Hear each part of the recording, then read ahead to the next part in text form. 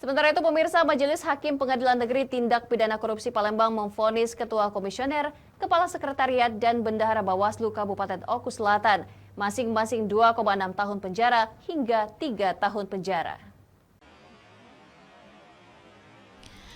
Ketiga terdakwa Bawaslu Oku Selatan dinyatakan bersalah oleh Majelis Hakim Pengadilan Negeri Tipikor Palembang. Mereka diduga korupsi dana hibah anggaran tahun 2019-2020 yang menyebabkan kerugian negara 3,3 miliar rupiah.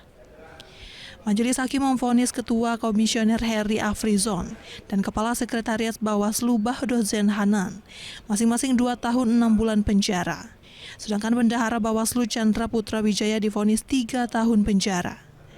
Majelis Hakim juga menghukum para terdakwa pidana denda masing-masing senilai 50 juta rupiah, subsidi 3 bulan kurungan penjara. Selain itu, terdakwa Heri Afrizon dihukum pidana tambahan mengembalikan uang pengganti atas kerugian negara senilai 390 juta rupiah dan Chandra Putra Wijaya sebesar 140 juta rupiah. Salah satu kuasa hukum terdakwa Arya Aditya menuturkan masih pikir-pikir dan akan mempertimbangkan keputusan majelis hakim apakah menerima atau menempuh jalur hukum lainnya. Vonis berapa, Bu?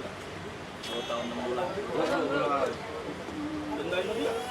Vonis Bawaslu itu 2 tahun 6 bulan, dendanya 50 juta, subsidi 3 bulan. Atas beberapa putusan nanti kami mengatakan pikir-pikir dulu. Akan menerima atau akan melakukan upaya hukum lain. Dari Palembang, Teddy Hendrawan, iNews melaporkan.